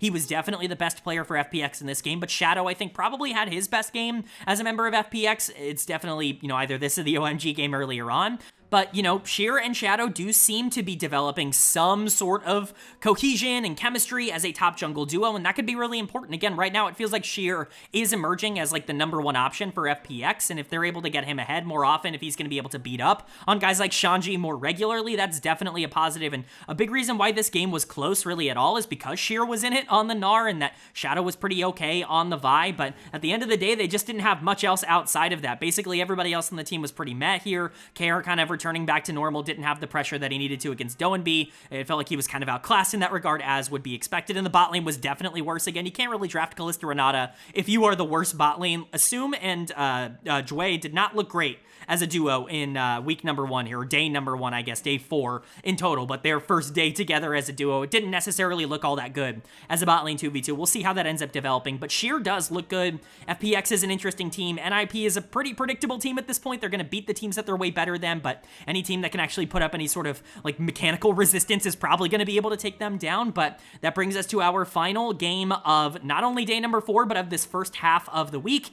And that was a matchup between OMG and Top Esports, the best team taking on the worst team in the group, and things kind of did go as expected. Top Esports is going to be able to pick up their standard win here, and once again, dog go Burr. I told you it's not the last time we'll see Kanavi's Nefiri. He's been spamming this in solo queue. I think people could have predicted that they were going to play it at least a little bit in the LPL, especially with how things went for Ultra Prime on day number 3, but to have this level of success in both of the games that they played, and then obviously having it have a ton of success on day number 3, at this point we have to be on the lookout for Nefiri to start taking over in the jungle after getting the first ever jungle performance in Pro just a couple of days ago. Absolutely ridiculous. Kanavi is once again going to get player of the game, except instead of, you know, everybody kind of being okay for Top Esports in game number 4, where Nefiri is able to take over and everybody else took more of a back seat, this was a game where I really do feel like Nefiri was able to take over, do a lot of her things, but everybody on the team was really contributing. Chris was still really good. I thought he had a really good day number 1 here in terms of how Top Esports ended up starting off this regular season. I thought the Ryze and the Varus looked really good. The Jace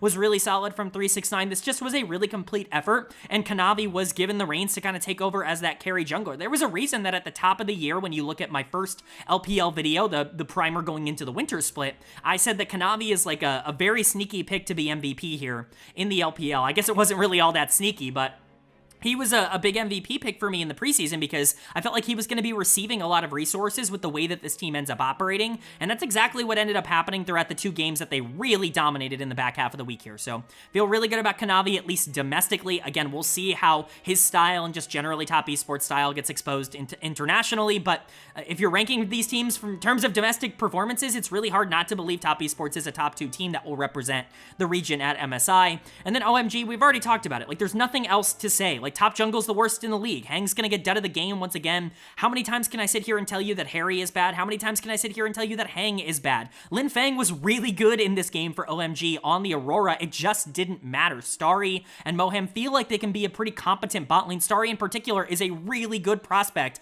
that I think in a different situation would be given the room to grow and given kind of the keys to the kingdom to be a primary option on this team, but it's so difficult for them to be able to get resources when top jungle lose every game so hard. Like, Hang was awful here, and obviously it's Kanavi on Nefiri, like I can't blame him entirely, but Hang is the worst jungler in the LPL at the moment, or at least he's up there. Like, Junhao ranked below him in my primer. Junhao was way better on day number 3 than Hang was here on day number 4. Top lane is a disaster. Harry is the worst top laner in the LPL, and it doesn't really matter who else on the team ends up playing okay out of that situation. Like, the bad players on this team are simply too bad at the moment, so OMG is pretty predictable. Right now they're 0-3. This looks like a team that's going to get 4th in this group. Maybe they do the same exact thing they did last year, though. They get 4th in their group. They go to Group Nirvana and end up unlocking something there. You never really know what happens with any teams once this group split ends up happening. These are all best of ones after all, but Top Esports looks about as dominant as expected. NIP definitely look like the second best team in this group, but they themselves have a lot of flaws. I could see them dropping their second game to FPX if Sheer gets really far ahead of Shanji, or if Shadow has another really good game going into Aki. I could see that being a win condition if you can shut down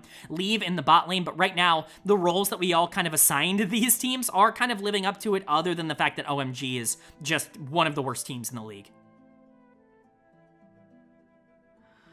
All right, but that is going to do it for my LPL placements first half of the week overview and analysis video. I know it's a weird way to kind of phrase everything, but we went over the first 4 days. We saw every single group play their first day, and of course, we'll have a video specifically talking about the second half of the week later on in the weekend when things kind of, quiet down a bit for the rest of the groups. By then, we're going to know an exact output for which teams are going to be coming out into Group Ascend, which will be going into Group Nirvana, but for now, you can see the updated updated standings for each group up on your screen. You'll notice 1 through 4, obviously every single team and where they fit in each group. In the column directly next to all of the team names, you'll see power ranking. That's where I personally power rank these teams from number 1 to number 16, and changes how that has changed from the preseason, from, before any of these teams played any of their group games to now. And so we can go ahead and go over some of the changes for Group A. I really wasn't all that shocked. The only reason that Weibo Gaming is moving down 1 spot is because I have a team, Invictus Gaming later on moving up a couple of spots, and Weibo just had to move down to make room for them. But really, I don't feel any different about any of the teams in Group A. I think everything really went as expected. BLG right now, to me, still is the team with the highest upside in the LPL, and WE is definitely the team that I think is the worst at the current moment. Everybody else kind of falls in the middle. Maybe you want to move EDG down a bit more because they didn't really look all that great on day number 1, but I expect them to be able to figure things out the more time they play with On. Then for Group B, definitely some changes. Ultra Prime going to rise 4 spots to number 10 in my power rankings. They are a top 10 team right now. There's really no reason to look at them otherwise. Again, I think that there are some things that are both good and bad, but picking up wins over both RNG and ThunderTalk are really solid. That being said, ThunderTalk still is going to rate as the second best team in this group for me in the power rankings, despite their loss to Ultra Prime, mostly because I believe that they're still going to figure things out and get into Group Ascend, but I certainly don't think it's nearly as locked in as it should be. RNG drops the 1 spot to number 11 to accommodate Ultra Prime going above them because, quite frankly, they were just better than them on day number 3. Then for Group C, we just talked about them, but another pretty obvious one. No changes at the top. Top Esports is exactly who we thought they were going to be, the second best team in the league, perhaps even still the best team in the LPL, despite what people, really thought they were going to be coming back from first stand. Ninjas in Pajamas is still a good but a very flawed team. That's why they come in towards the back half of the relevant teams, right below Weibo Gaming, right below JD Gaming, that we'll get into a bit later. They are clearly worse than a lot of those teams, but I think they are definitely better than teams like ThunderTalk and Edward Gaming that are kind of fighting for the other spots. FPX is going to jump up to number 12 because OMG is going to fall all the way to number 15. Right now, to me, this is a bottom 2 team in the LPL, and I think they are in danger of potentially being one of the first teams eliminated in Group Nirvana. Now, they're not the only team that's going to be fighting it out for that spot. I think the bottom 4 or 5 teams are all pretty clear at this point, and one of them, or 2 of them, I should say, will be eliminated for summer. We just don't know who yet. Right now, I'm taking the bet that will be OMG. And then for Group D, a lot of changes here. We got Invictus jumping up to number 4, leapfrogging JD Gaming after their victory over them. They were super consistent all week long. All 3 of their games were really excellent. There's no reason to believe that they can't be a top 4 team. So for now, they end up jumping up there. JDG drops 1 spot to number 5 to accommodate Invictus, but I still really value and believe in JD Gaming, especially if they can let Pays, take over and dominate games like he was able to do in the winter split. LGD is going to jump all the way up to number 13. Right now, they feel pretty good. They definitely feel like a team that's better than the bottom 3, although I think they'll be in the conversation. And then LNG is going to drop to number 14. If you wanted this team in the bottom 2, go right ahead. They have played like a bottom 2 team so far in 2025. I just believe more in the talent on this team than I do in the talent on OMG. I think OMG is more exploitable, and I think specifically if these 2 teams were to match up, I would expect LNG to be able to pick up the win through the top lane, and so that's why I have them a little bit higher, but the difference between 14 and 15 is really not big at all. Whoever you wanted in the bottom 2 between LNG and OMG I think is fair, but WE basically has to take up one of those spots at the current moment. So those are my power ranking updates for each group. Let me know what you agree with or disagree with down in the comment section below. I'm always curious to hear what your thoughts on those are, but let's go ahead and move into my player of the week and my dud of the week for this first half of the week, I guess you could say. Player of the week for me was very difficult. Man, there were a lot of players who played really well here in the first beginning part, their first day of action in the spring split, but player of the week for me kind of has to go to Gala. Gala was really exceptional, and IG just in general looked so good. He really was kind of the dominant carry. He finally got a lot of resources as a strong side bot laner for the team, and man, did he pay it out big. So he's going to get my player of the week. My honorable mentions, it was really hard to narrow down to just 2. I have Kanavi and On listed here. If you want Flandre on this list, I think that's fair. Even someone like Leave for Ninjas in Pajamas was in consideration for me. There were so many players that I think played expertly well in week number 1. that you could really go in a lot of different directions. And so for now, Gala's going to get my player of the week, and Kanavi and On will be considered the honorable mentions. And then dud of the week, this was kind of a two-horse race. I ended up landing on Hai Chao, the mid laner for LNG. Again, LNG's been an absolute disaster so far to start this year, and I think Hai Chao was probably the worst player in the LPL across these games. But if you want to give this to Hang, the jungler for OMG, I think that is also entirely fair. I do think it absolutely should be one of those two players. Even with WE, it's really hard to pinpoint one player that was significantly worse than everybody else, but Hai Chao and Hang were just unplayable. I'm giving it to Haichao because quite frankly, the expectations were higher and he should not be in this conversation, but whoever you thought played worse is your dud of the week, and mine's gonna be Haichao, and then, like I said, Gala is my player of the week, but that's gonna do it. I do hope you guys enjoyed. If you did, leave a like. It really does mean a lot to me. It lets me know you guys are enjoying the content, and it does help get this video out to a lot more people, which I'm always very appreciative of. If you're new here, hit the subscribe button. We'll be covering the rest of this placement series in the LPL later on in the weekend, and of course, we're covering all of the other leagues as well. That's the LTA North, that's the LEC, that's the LCK. We just did our NACL primer yesterday. Go ahead and check that out if you haven't seen it yet. A lot of good information there, but obviously we'll be covering the LPL. We'll be covering all of these leagues for the rest of Spring Split. If you're interested in that, hit subscribe and hit that bell so you can be notified when those videos do go live. But of course, with all that being said, I hope you all are having a great day. I hope you continue to have a great day, and I will see you all